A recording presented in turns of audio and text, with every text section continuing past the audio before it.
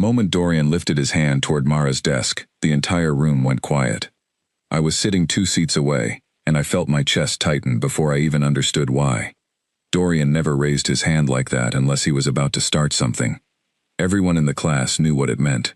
The teacher had stepped out for a moment, and that was all the time Dorian needed. He walked to the front of Mara's desk, picked up the thin white marker from the hollow slate tray, and without saying a single word, he drew one straight line in the air above her desk. It hung there, glowing pale blue, spinning slowly the way every challenge mark did before a match began. I need to explain something before I go further, because if you are not from my world, none of this will make sense yet. My name is Ollie. I am not human. I come from a planet far from Earth, in a system most humans have never heard of, in a part of the galaxy where things are calm, predictable, and safe. My people built our entire way of life around avoiding danger. We do not fight wars. We do not take risks. Our parents raise us to move carefully, speak carefully, and never put ourselves in a position where something could go wrong. It is simply how we are. So when Dorian raised that glowing blue line above Mara's desk, I understood exactly what was happening, and my stomach dropped. It was called the Stick Challenge. It had been part of our school for longer than any of us had been alive, passed down from class to class like an unspoken rule. Someone draws a single line in the air, right in front of another student. The person being challenged has to reach out and touch the line before it disappears. It sounds simple. It is not. The line only stays visible for a fraction of a second before it fades away on its own. If you are too slow, if you flinch, if you hesitate even slightly, you lose. And losing was not just about the game. Losing meant something in our school. It meant Dorian would have a story to tell for weeks. It meant whoever lost would be talked about in the hallways, laughed at quietly, treated as less than before. Dorian had never lost. Not once. He had the fastest reflexes in our entire year, maybe in the whole school. He had beaten students 2 years older than him. He had beaten me, actually, though I try not to think about that particular afternoon. And now his hand hovered near a new student, a human, a girl who had arrived exactly 6 days earlier, from a planet every single one of us had been taught, since childhood, to fear. Her name was Mara Quinn. Earth. I remembered the day our teacher first said the word out loud to the class, and how the room had gone still, the same way it goes still now. Earth was not just another planet on a star map to us. It was a warning. A place where the ground itself seemed to work against anything trying to live on it. A place with storms that could flatten cities, animals that hunted anything smaller than themselves, diseases that spread faster than warnings could travel, and a history soaked in constant struggle, just to survive one more day. We had a word for planets like that. We called them Deathworlds. Not because anyone hated the people who came from them, but because we simply could not imagine surviving there ourselves. When the announcement came that a human exchange student would be joining our class, half the school treated it like a joke, and the other half treated it like a warning. Some students said she would be huge and terrifying. Others said she would be nervous and fragile, someone who needed to be protected every second of every day, since her body had clearly not evolved for a place as gentle and structured as ours. Neither guess turned out to be true. Mara Quinn walked into our classroom on her first day looking almost disappointingly ordinary. She was about my height, maybe a little shorter. She had light brown hair pulled back into a loose braid, a plain gray jacket, and a backpack that looked like it had seen better days. She did not look dangerous. She did not look fragile either. She simply looked like a tired kid on the first day at a new school, the same as anyone would. What surprised me most was not how she looked. It was how she acted. She did not flinch at the size of our building, even though our architecture is nothing like anything on Earth. She did not react when the floor panels shifted color to guide new students to their classrooms, something that had made 2 other exchange students from calmer worlds nearly panic in years past. She simply looked around, nodded once to herself as if she was filing away information for later, and walked to the seat the teacher pointed her toward. I sat next to her on that first day, mostly because no one else wanted to. Word had already spread through the class before she even arrived. Deathworld girl. That was what some students were calling her under their breath. I remember feeling embarrassed about it, though I did not say anything at the time. I wish I had. During that first week, I noticed small things about her that nobody else seemed to catch. She listened more than she spoke. When our teacher, Professor Byrne, explained the rules of our school, Mara took notes without needing to ask a single question twice. When the fire alarm test happened on her third day, and half the classroom jumped out of their seats in surprise, Mara barely blinked. She simply looked toward the nearest exit, calculated something in her head, and went back to her lesson once the alarm stopped. I asked her about it once, quietly, during a break between classes. I asked her if loud sounds like that bothered her. She looked at me for a moment, like she was deciding whether the question was worth answering, and then she gave a small shrug. She said that where she was from, a loud noise usually meant something was about to happen, and the smart thing to do was figure out what before reacting. She said panicking first and thinking second was a good way to get hurt. I remember thinking that was a strange way to grow up. I did not yet understand how true it was. By the end of her first week, most of the class had settled into treating her the same as any other exchange student, at least on the surface. But there was still a quiet tension whenever she was around, especially among the older boys who prided themselves on being the toughest, fastest, or strongest in our year. Dorian was the loudest of them. He had made a habit of testing every new student who arrived, human or otherwise, just to remind everyone where he stood. I think, looking back now, that he saw Mara as the perfect opportunity. A Deathworld student. Someone the whole school already whispered about. Someone everyone expected to either be a hidden threat or a fragile disappointment. If he could beat her at something as simple and famous as the stick challenge, in front of the entire class, his reputation would only grow larger. He had been waiting all week for the right moment, and on the sixth day, with Professor Byrne out of the room collecting materials for our lesson, he finally took it. That is where I started this story. That is the moment his hand rose above her desk, marker in hand, a thin glowing line already beginning to form in the air. The rest of the class noticed almost instantly. Conversations dropped into silence. Chairs stopped creaking. Even Nolan, who never paid attention to anything that was not directly in front of him, turned his whole body around to watch. I remember feeling my hearts beat faster, both of them, the way they always do when tension builds in a room. I wanted to say something. Some part of me wanted to warn Mara about what was coming, to explain the rules, to tell her that this was not just a simple drawing game, that losing would follow her for the rest of the year. But I did not get the chance. Dorian was already speaking. He said it loud enough for the whole class to hear, the way he always did when he wanted an audience. He told her that on our world, there was a tradition called the stick challenge. He said it with a small smile, the kind that made it obvious he already believed he knew how this would end. He explained that he would draw a single line, and all she had to do was touch it before it faded.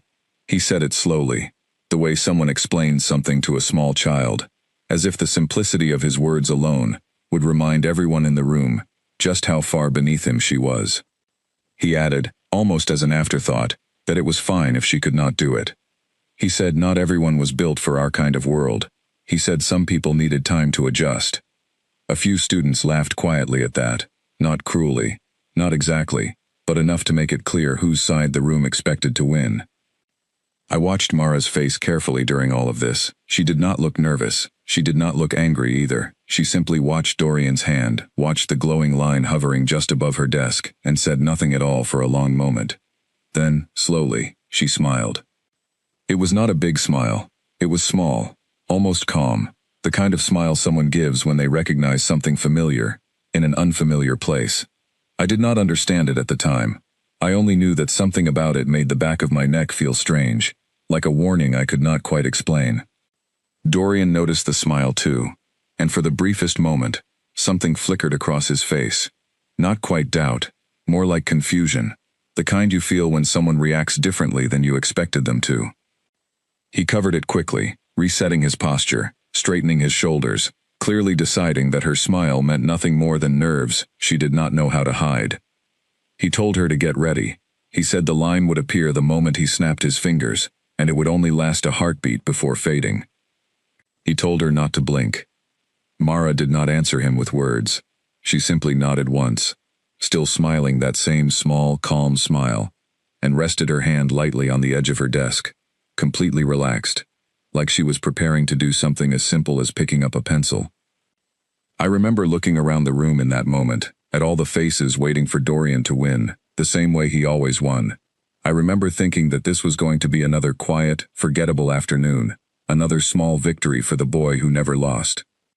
I had no idea that in the next few seconds, everything I thought I understood about Deathworlders, about danger, about what it meant to grow up somewhere far more difficult than anywhere I had ever known, was about to be proven completely and permanently wrong.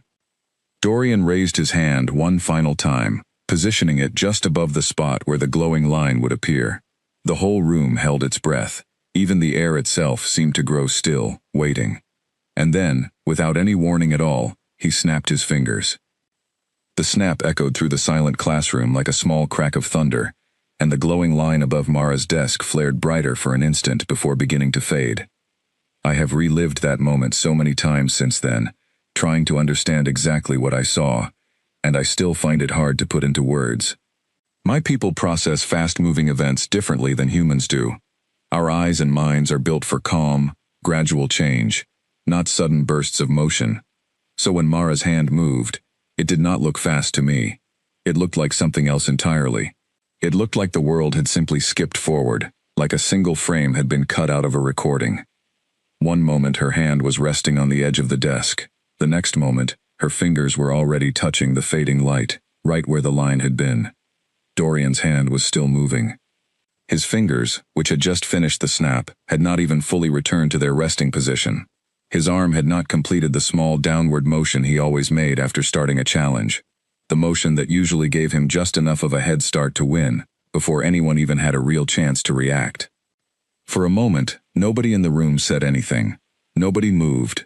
It was as if the entire class was waiting for some kind of explanation, some sign that what we had just seen was a trick, a mistake, anything other than what it actually was.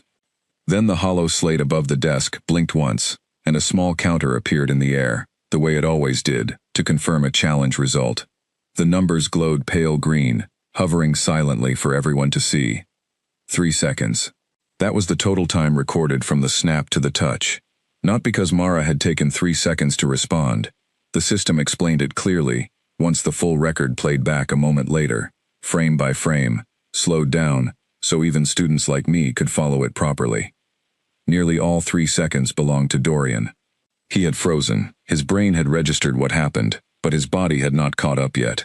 By the time his mind fully understood that the line had already been claimed, Mara had already lowered her hand back to the desk, and was sitting exactly as she had been before, calm, quiet, waiting. I want to explain what the record actually showed, because at first, even I refused to believe it. The system replayed the challenge 3 separate times, slower with each pass, the way it always did, whenever a challenge result seemed unusual enough to require confirmation. On the final replay, moving at barely a fraction of normal speed, we finally saw it clearly. The instant Dorian's fingers made contact for the snap, Mara's hand was already moving. Not after the sound reached her ears. Not after her eyes confirmed the flash of light. Her hand began moving in the same fragment of time the motion itself started, as if she had not been waiting to see the challenge begin, but had been watching Dorian's entire arm the whole time, predicting the exact moment before it happened. I did not understand it then. I understand it much better now, after spending months getting to know her, after hearing more about the world she came from, and the kind of life she had lived there. But in that moment, all I understood was that something impossible had just happened in front of the entire class, and the boy who had never lost a single challenge in his life was standing frozen, staring at his own hand like it belonged to someone else. The silence broke all at once. Nolan was the first to speak, his voice cracking with disbelief, as he asked if the system had made a mistake. Elsie, who sat near the back and rarely said anything during class, stood halfway out of her seat just to get a better look at the floating numbers, as if staring at them harder might change what they said. Freddie, who had been recording the whole thing on his personal device without anyone noticing, immediately began replaying his own footage, muttering to himself as he tried to slow it down frame by frame. Dorian, to his credit, did not try to argue with the system. He knew, the same as everyone else did, that the hollow slate never lied about challenge results. It measured everything down to fractions no living eye could track, but he also could not seem to accept it either. He stood there for a long moment, his hand still hovering slightly in the air, his face shifting through several expressions, before finally settling on something between confusion and disbelief. He looked at Mara and asked her, almost quietly compared to how loudly he usually spoke, how she had done that. Mara looked back at him with the same calm expression she had worn the entire time. She was not smug about it. She was not trying to embarrass him further, even though every other student in that room would have completely understood if she had. She simply answered him honestly, the way she always did. She said that where she was from, waiting to react until after something happened, usually meant you were already too late. She said you learned to watch for the small signs that came before an action, not the action itself. A shift in someone's shoulder before they moved. A change in breathing before someone spoke. The tiniest twitch of muscle before a hand actually snapped. She said it was not really about being fast. It was about not needing to be fast, because you had already started moving before the moment most people considered the beginning. I remember the room being completely silent while she explained this, every student trying to process what she was saying, trying to imagine a childhood where paying that close attention to another person's body was simply a normal, everyday skill, not something extraordinary. Professor Byrne walked back into the room only a few moments later, completely unaware of what had just happened. I remember the strange scene that greeted her. Dorian standing frozen near Mara's desk, the hollow slate still displaying the glowing green numbers above it. The entire class staring in stunned silence, instead of working quietly the way she had left us. She asked, very calmly, what had happened while she was gone. Nobody answered right away. It was Nolan who finally broke the silence, practically shouting the explanation before anyone else could speak first. He told her about the challenge, about Dorian drawing the line, about what the system had recorded. He replayed it excitedly, gesturing at the numbers still floating in the air, insisting that Professor Byrne needed to see it for herself. Professor Byrne studied the floating record for a long moment, her expression unreadable, the way most of our people's expressions tend to be when we are processing something unexpected. Then she looked over at Mara, who was sitting quietly at her desk, hands folded, waiting patiently for whatever would happen next. She asked Mara if this was normal where she came from. Mara considered the question for a moment before answering. She said it was not unusual exactly, but it was not something people talked about often either. She said most people on Earth developed fast reactions without even realizing it, the same way people everywhere develop skills they need simply to get through their daily lives. She said some environments required faster instincts than others, and Earth had never been a particularly forgiving place to grow up in. I noticed something in Professor Byrne's expression as Mara spoke, something I had never seen from her before during any of our lessons. It was not fear exactly, though there was a trace of that too. It was closer to genuine curiosity, the kind that made her lean forward slightly, studying Mara the way she usually studied difficult equations on the board. She asked Mara whether she would be willing to explain a bit more, not right then, but perhaps as part of an upcoming lesson about different homeworlds, and how environment shapes the way different species develop. She said it might be valuable for the rest of the class to understand. Mara agreed without hesitation, saying she did not mind sharing, as long as nobody expected her to make it sound more exciting than it actually was. She said, with a small smile, that most of it was just ordinary life to her, the kind of thing nobody back home would think twice about. Dorian, meanwhile, had not said another word since his brief exchange with Mara. He returned to his seat quietly, avoiding the eyes of the other students around him. I felt a small pang of sympathy for him, even though I knew he probably would have shown no such sympathy if the situation had been reversed. Losing publicly was hard enough on any of us. Losing a challenge he had never lost before, in under a fraction of a second, to someone he had clearly underestimated, must have been something else entirely. The rest of the lesson continued as normal, or as close to normal as it could after something like that. Professor Byrne resumed teaching, though I noticed several students, myself included, kept glancing toward Mara throughout the rest of the class, trying to piece together what we had just witnessed.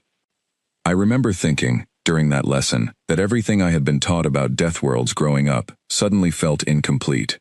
We had always been taught to think of places like Earth as dangerous simply because they were unpredictable, difficult, full of threats that could end a life in an instant. We had been taught to feel a mixture of pity and caution toward anyone who came from such a place, assuming they had survived despite the world they grew up in, not because of anything special about themselves. Watching Mara sit calmly at her desk, completely unbothered by what had just happened, made me start to wonder if we had been thinking about it backward the entire time. By the time class ended that day, word of what happened had already begun spreading through the school. I heard students in the hallway repeating the story before we had even left the room, some exaggerating details, others insisting they had heard it happened even faster than it actually had.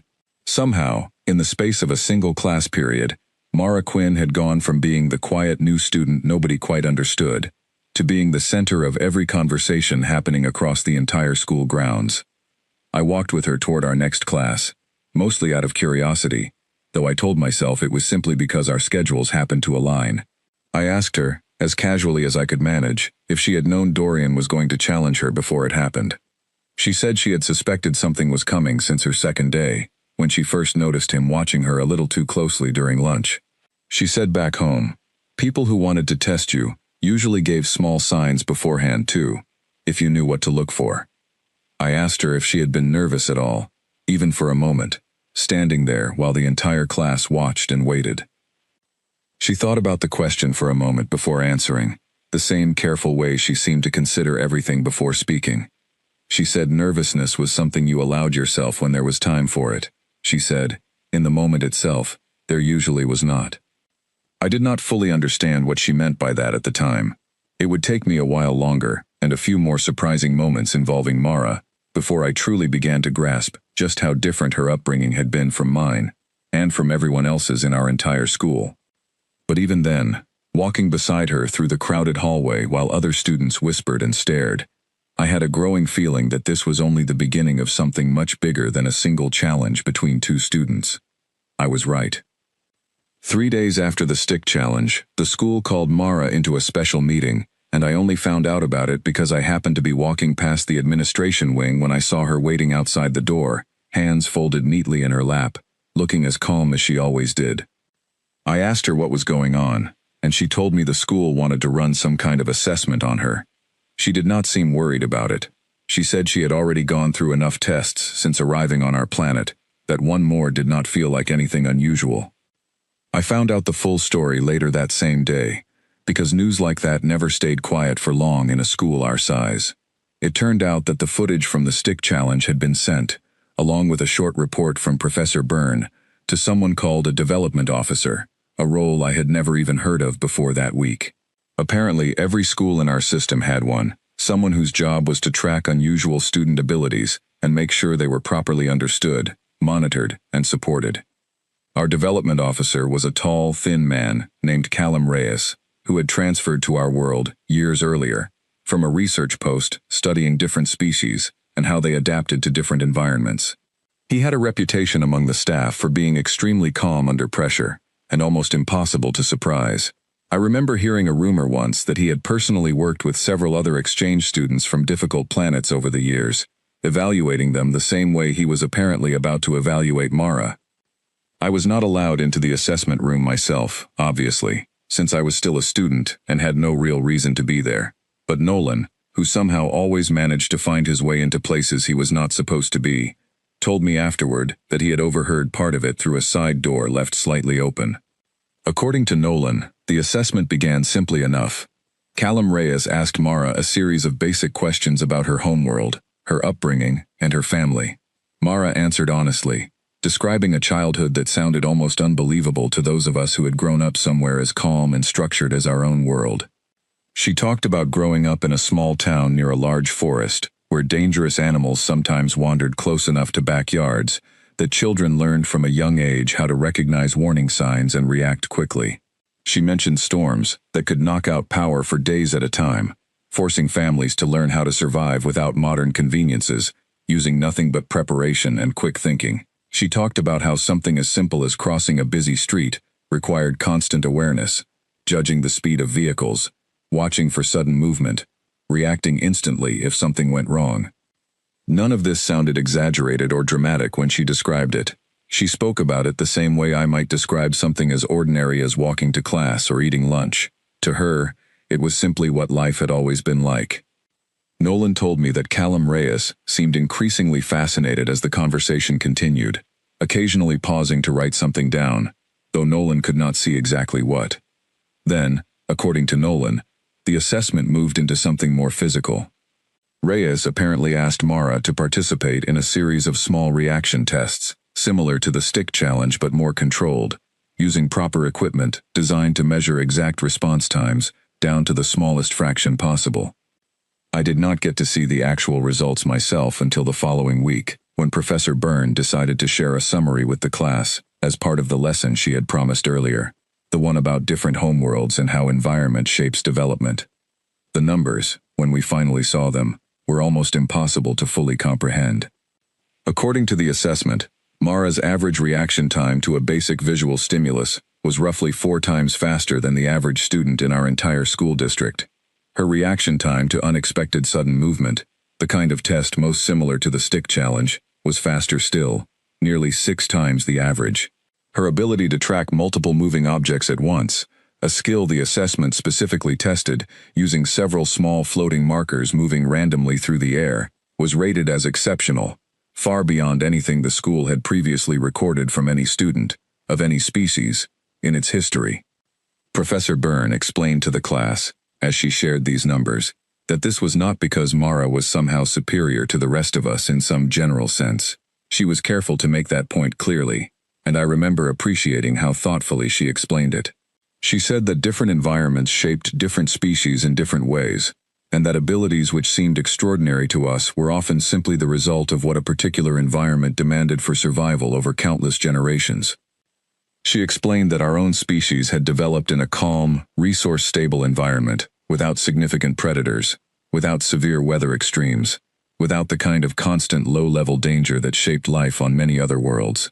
As a result, our bodies and minds had evolved to prioritize careful, deliberate thinking over rapid, instinctive reaction.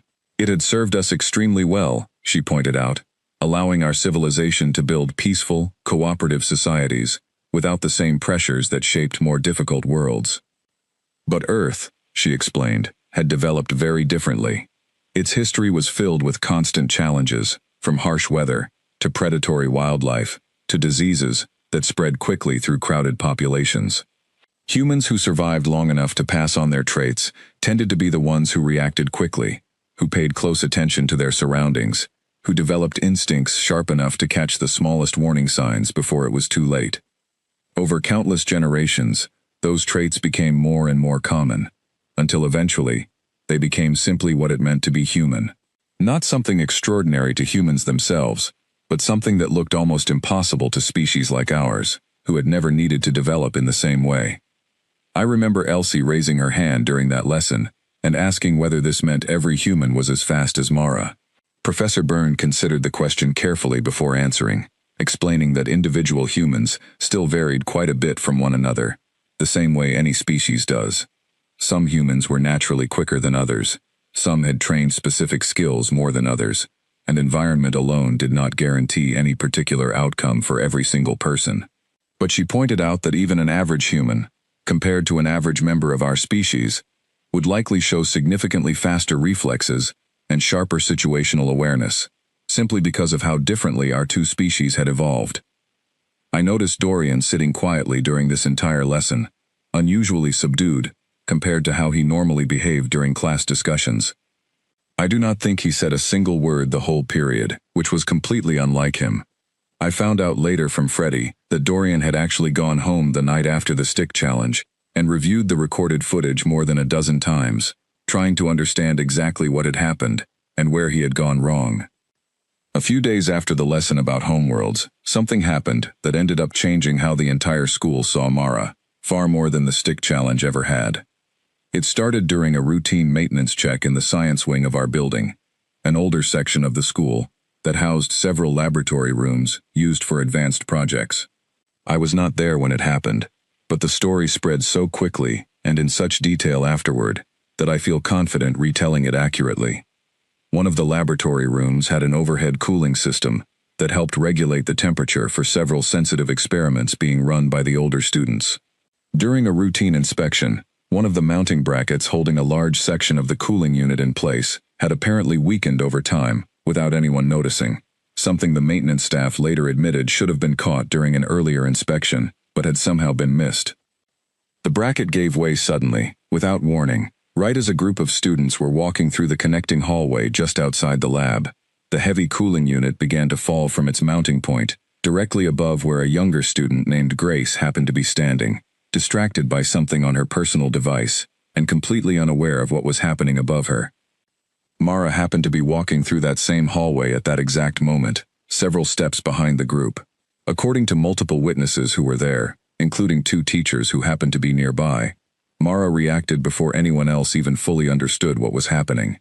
She crossed the distance between herself and Grace, in what witnesses described as barely more than a single heartbeat, pulling the younger girl backward and out of the way, just as the cooling unit crashed down onto the exact spot where Grace had been standing only a moment earlier. Nobody was hurt. The cooling unit was damaged, and the hallway needed to be closed for repairs, but no student suffered any injury at all, entirely because of how quickly Mara had reacted to a situation that had given almost no warning whatsoever. I heard about it within the hour, the same way most of the school did, through a wave of messages and conversations that spread faster than any official announcement could have managed. By the time I saw Mara again later that day, during our shared study period, she seemed almost embarrassed by all the attention it had brought her.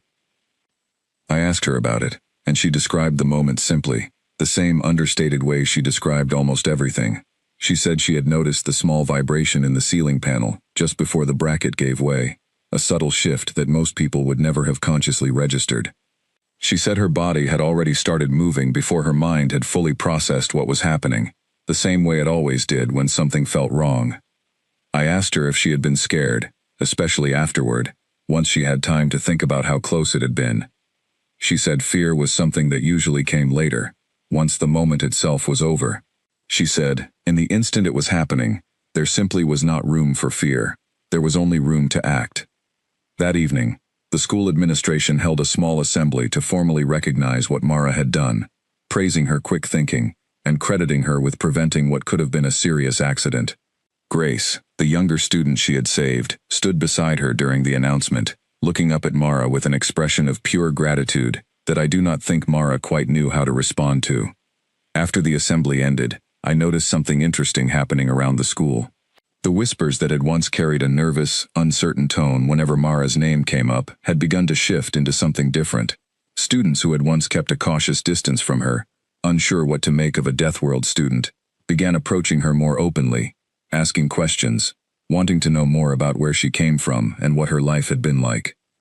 Even Dorian approached her eventually, a few days after the incident in the science wing, catching her during a quiet moment between classes. I happened to be nearby when it happened, close enough to overhear most of the conversation.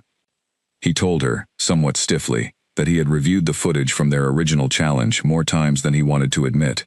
He said he still did not fully understand how she had reacted so quickly, but he no longer believed it had been some kind of fluke or mistake in the system. He said, in his own awkward way, that he respected what she had done, both during their challenge and during the incident with Grace.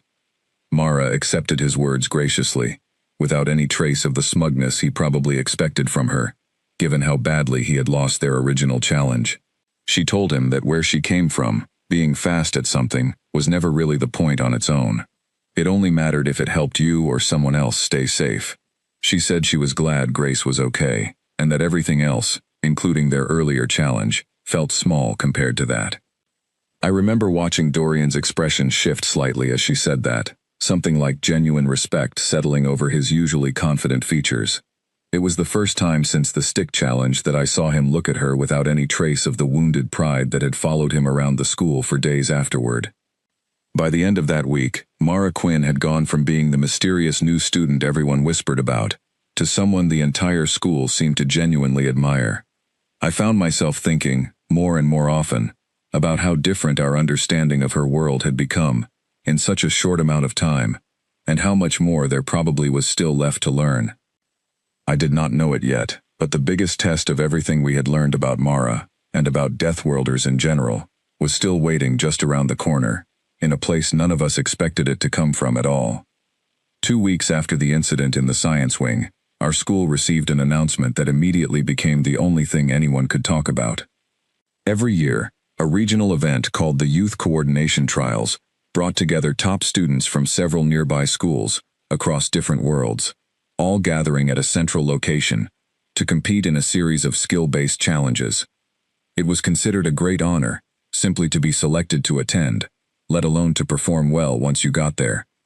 Professor Byrne announced during class that our school had been given 3 spots to send students this year, and that the selection would be based on a combination of academic performance, teacher recommendations, and results from a series of trial assessments held over the following week. I remember feeling a small flicker of excitement at the announcement, though I did not seriously expect to be chosen myself. My scores were average across most subjects, nothing that stood out enough to earn a spot at something as prestigious as the trials. Mara, however, was a different story entirely.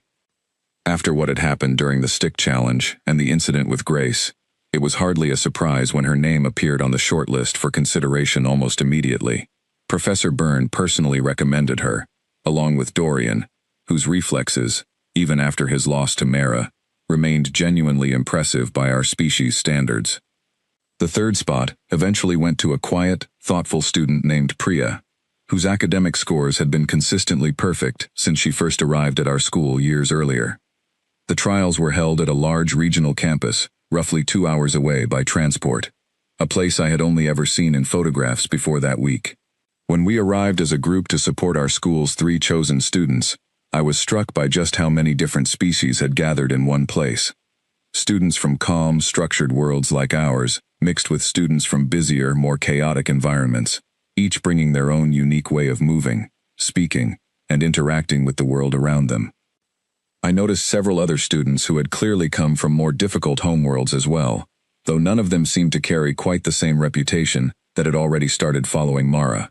I overheard a few students from other schools whispering as she walked past, some of them clearly having already heard some version of the story from our school, exaggerated further with each retelling across the following weeks. The trials consisted of several different challenge stations, each designed to test a different set of skills. There were academic stations focused on problem-solving and quick calculation. There were cooperative stations that required small teams to work together to solve puzzles under a time limit. And then there was the station that everyone seemed most excited to watch, the one simply called the Reflex course. The Reflex course was, in many ways, a much larger and more elaborate version of the stick challenge that had first introduced our entire school to what Mara was truly capable of. Instead of a single glowing line appearing above a desk, students entered a wide-open arena filled with small floating targets that appeared and disappeared randomly throughout a set period of time. Points were awarded based on how many targets a student successfully touched before they faded, with additional points given for particularly fast reactions. The current record holder for the Reflex course was a tall, confident student named Kester, who came from a world known for producing exceptionally quick and agile competitors. Kester had held the top score for 2 consecutive years running, and it was clear from the moment he walked onto the arena floor that he expected this year to be no different. I watched from the observation area alongside the rest of our school's group as the Reflex course began its first round of competitors. Dorian went early in the rotation, performing better than I had ever seen him perform before, clearly motivated by everything that had happened over the past few weeks. He finished with a respectable score, earning polite applause from the crowd and a proud nod from Professor Byrne. Priya went next, focusing more on accuracy than speed, carefully calculating her movements in a way that earned her a solid, if unspectacular, result. Then it was Mara's turn. I noticed a shift in the crowd's energy the moment she stepped onto the arena floor. Word had clearly spread by then about the Deathworld student from our school, and dozens of students from other campuses leaned forward with obvious curiosity, wanting to see for themselves whether the stories they had heard held any truth. Kester, who had been watching from the sidelines with the same relaxed confidence he always carried, offered her a small, polite nod as she took her position. I could tell, even from a distance, that he did not consider her a serious threat to his standing record. Why would he? On paper, she was simply a new exchange student from a school nobody had heard much about before that week. The countdown began, and the arena lights dimmed slightly, signaling the start of the challenge.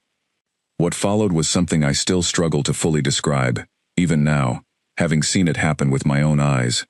The targets began appearing across the arena in rapid, unpredictable bursts, each one glowing briefly, before fading away within a fraction of a second. For most students, including Kester during his own excellent performance earlier in the day, successfully touching even a portion of the targets before they disappeared was considered a strong result. Mara moved through the arena like something that did not quite belong to the same slower version of time the rest of us experienced. I remember watching the counter above the arena climbing steadily upward, faster than I had seen it climb for any other competitor that day, the numbers ticking higher and higher as she continued moving fluidly from one target to the next, without ever seeming to slow down or hesitate. By the time the challenge ended, the arena had gone almost completely silent, the same stunned quiet that had filled our classroom weeks earlier during the original stick challenge. The final score appeared above the arena in large glowing numbers, and even from where I stood, I could see it was significantly higher than the previous record Kester had held for 2 years. Kester's expression, when the final numbers settled, shifted through something similar to what I had seen on Dorian's face weeks earlier. Not anger exactly, but a kind of stunned disbelief, the look of someone confronting a result his mind had not been prepared to accept. He approached Mara afterward, and I moved closer along with several other curious students, wanting to hear what he would say. He asked her, with genuine curiosity rather than any trace of resentment, how she had managed to move that quickly through the entire course without a single mistake. He said his own homeworld was known for producing fast, agile competitors, and he had never seen anyone move through the reflex course with that level of consistent speed and accuracy. Mara answered him honestly, the same way she always did. She explained a little about her homeworld, about the kind of environment she had grown up in, and about how reacting quickly to sudden, unpredictable changes had simply become second nature to her over years of everyday life. She was careful not to make it sound like a boast, framing it instead as simply a different set of circumstances that had shaped her differently than his own upbringing had shaped him. Kester listened closely, nodding along thoughtfully, and eventually admitted that he had never really considered how differently various homeworlds might shape a person's natural abilities. He said he had always assumed his own species' reputation, for speed and agility, was simply something they were naturally gifted with, without fully considering how much of it might be tied to the specific environment they had evolved in over countless generations. The two of them ended up talking for a long while after that, comparing notes about their respective homeworlds, each one clearly fascinated by just how differently life had shaped them, despite both of them ultimately developing exceptional physical abilities. By the end of the day, the official results were posted for the entire reflex course competition. Mara's score sat clearly at the top of the leaderboard, not just for that year's trials, but for the entire recorded history of the event itself, surpassing every previous record by a significant margin. Our school's small delegation returned home that evening in high spirits, buzzing with excitement over how well our 3 representatives had performed, especially Mara. I remember sitting near the back of the transport vehicle, watching her stare quietly out the window, seemingly lost in her own thoughts despite everything that had just happened. I asked her, during a quiet moment on the ride home, how it felt to break a record that had stood for years, especially against competitors from worlds known specifically for producing fast, skilled individuals. She thought about the question for a long moment before answering, the same careful, considered way she always approached questions that seemed to matter to her. She said, it did not feel as significant to her as it clearly did to everyone else around her. She said back home, on Earth, there were people who could move even faster than she could, people who had trained specifically for competitive events, athletes who dedicated their entire lives to pushing the limits of human speed and reaction time, far beyond what she had ever attempted herself. She said she had simply grown up, learning to react quickly enough to stay safe, nothing more specialized than that, and it still surprised her sometimes just how extraordinary that basic skill seemed to everyone else around her. I remember sitting with that thought for the rest of the ride home, trying to imagine a place where what Mara had just done, breaking a multi-year regional record without any specialized training at all, would be considered simply ordinary, even unremarkable, compared to what others from her own world were capable of. It was a strange, humbling thought, and it stayed with me long after we returned to our own quiet, familiar school grounds that evening. I did not know it yet, but the true depth of what Mara's homeworld had shaped her into was still only beginning to reveal itself, and the final lesson our entire school would learn from her was still waiting just ahead, in a moment none of us could have possibly prepared for. A month after the trials, our entire year group was scheduled to take part in something the school called the Field Observation Trip, a yearly tradition where students traveled by transport shuttle to a nature preserve several hours outside the city to study the local ecosystem firsthand. It was normally considered one of the calmest, most predictable events on our school calendar, a gentle break from regular classes spent walking quiet trails and recording simple observations in our notebooks. I remember boarding the shuttle that morning without a single worry in my mind. Our world simply did not produce the kind of unpredictable dangers that required constant vigilance. Weather systems were monitored and controlled long before they could grow severe. Wildlife in preserved areas was carefully managed to avoid any real risk to visitors. Even the transport shuttles themselves were maintained with redundant safety systems that made mechanical failure almost unheard of. Almost unheard of.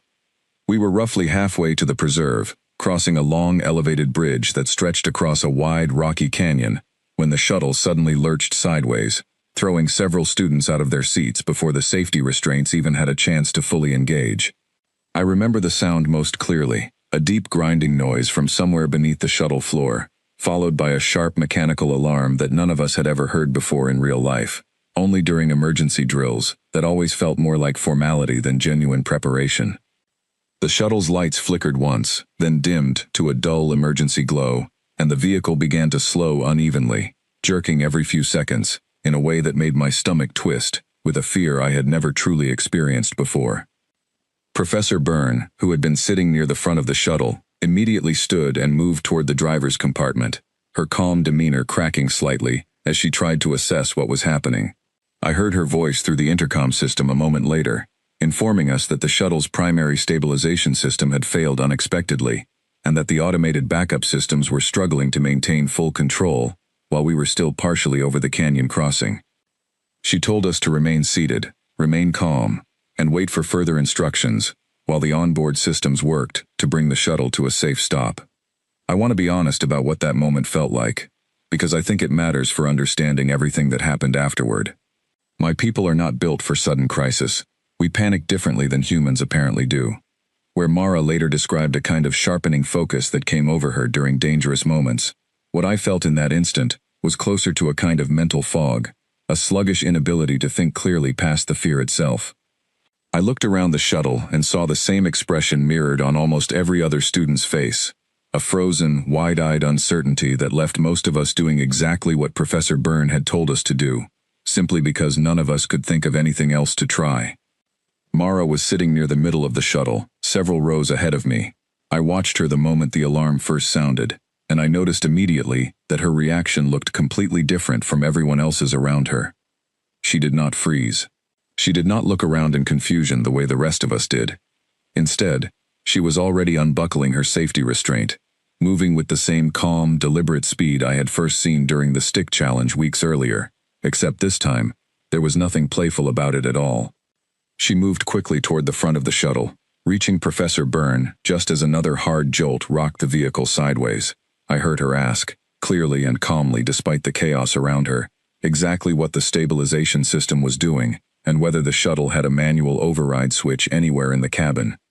Professor Byrne, clearly caught off guard by the question, but recognizing something in Mara's tone that told her this was not the time to hesitate, pointed toward a small panel near the emergency exit, explaining that it controlled auxiliary power routing, but had never actually needed to be used before, at least not in her years of teaching. Mara moved toward the panel immediately, studying it for only a few seconds before beginning to work through the controls with quick, confident movements. I remember thinking, even in the middle of my own fear, how strange it was to watch someone move with that much certainty, while the rest of us sat frozen, waiting for someone else to tell us what to do.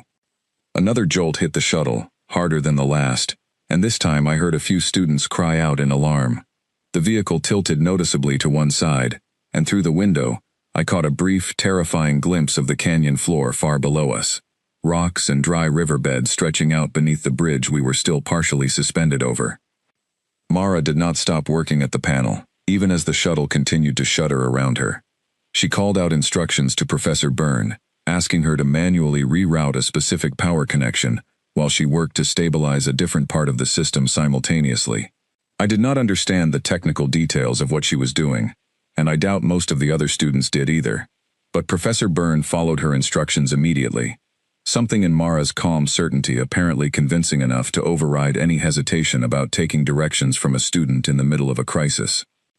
The alarm's pitch shifted after a few tense seconds, changing from the sharp emergency tone to a softer, more stable warning signal. The shuttle's violent jolting slowly began to ease, the vehicle settling into a smoother, more controlled deceleration, as the backup stabilization system apparently found enough balance to bring us to a safe, if shaky, stop right at the edge of the bridge crossing.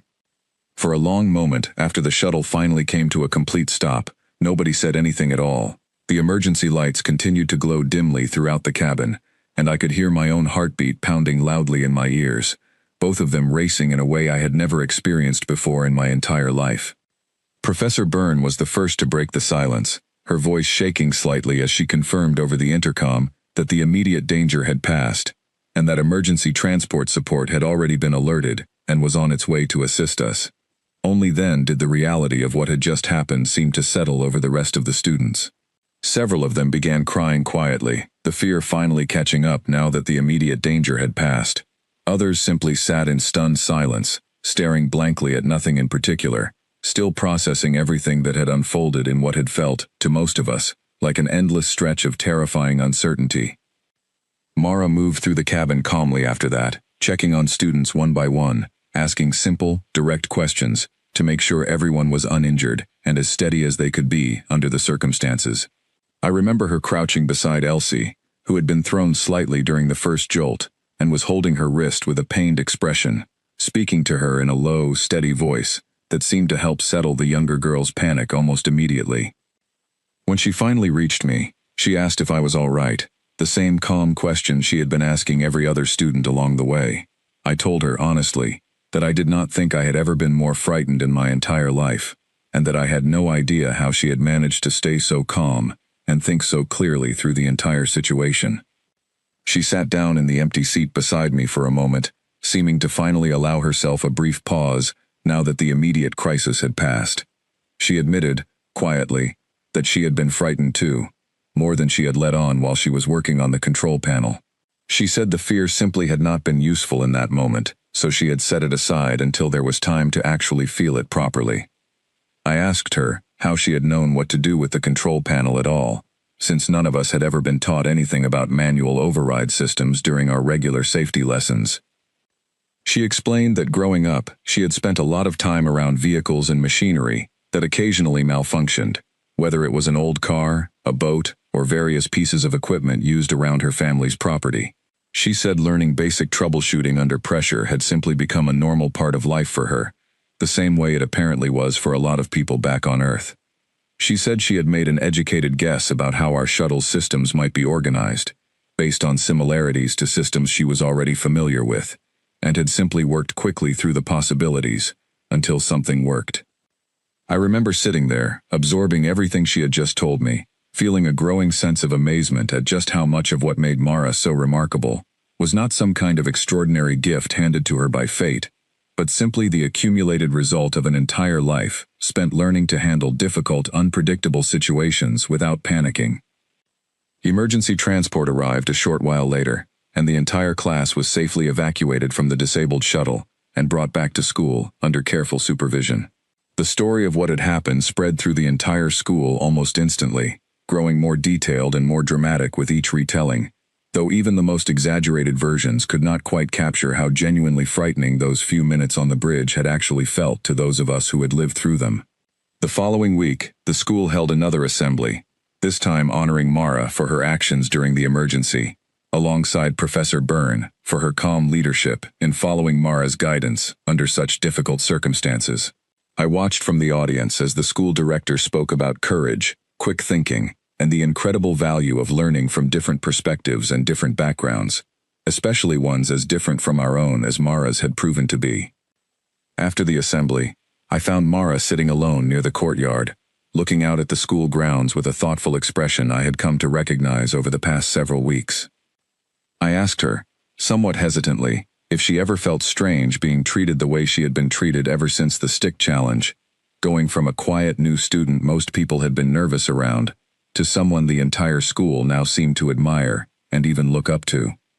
She considered the question carefully, the same way she always did, before answering.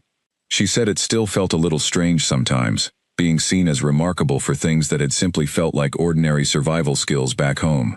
She said she appreciated the kindness everyone had shown her, but she hoped people would eventually see her as simply another student, rather than someone defined entirely by where she had come from. I told her honestly that I thought most of the school had already started seeing her that way, at least in the ways that mattered most. I told her that what people admired most about her was not really her speed or her reflexes, impressive as they clearly were. It was the calm, steady way she handled difficult situations, the way she looked out for others even in moments of genuine danger, the way she never seemed to think of her own abilities as something to boast about, only as tools that could help keep people safe. She smiled at that, the same small, genuine smile I had first seen weeks earlier during the original stick challenge, the one that had confused Dorian so completely before he understood exactly what it meant. Looking back now, months after everything that happened that year, I think about how much my understanding of Deathworlds, and of Earth specifically, changed because of one quiet, unassuming exchange student who never once tried to make herself seem extraordinary, even as she consistently proved herself to be exactly that. We had grown up believing that places like Earth were simply dangerous, chaotic, difficult places that people had somehow managed to survive despite everything working against them. We had never considered that the very challenges we feared most about such worlds were also what shaped the people who came from them into something far more capable than any of us had ever imagined. Dorian eventually became one of Mara's closest friends at our school, the two of them spending time together, comparing notes on everything from reaction training to simple stories about their very different homeworlds. Kester, the record holder from the trials, kept in touch with her as well, occasionally sending messages asking for advice as he continued training and competing across various regional events. As for me, I never quite developed reflexes anywhere close to what Mara possessed naturally, and I doubt I ever will, given how differently our two species evolved. But I did learn something far more valuable from knowing her during that unforgettable year, something that had nothing to do with speed or reaction time at all. I learned that the things we fear most about the unfamiliar often say more about our own limited understanding than they do about whatever it is we are actually afraid of. I learned that calm, steady thinking under pressure was not something you were simply born with, but something shaped by every difficult experience life happened to hand you along the way. And I learned that sometimes, the quietest, most unassuming person in the room turns out to carry more strength, more capability, and more genuine kindness than anyone around them ever expected. Somewhere out there, across countless other worlds throughout the galaxy, there are entire civilizations that still think of Earth the way we once did, as nothing more than a dangerous, chaotic death world best avoided, or pitied from a safe distance. I hope, someday, more of them get the chance to learn what our small school learned that year, from one quiet exchange student who simply smiled, reached out her hand, and calmly proved every single one of us wrong.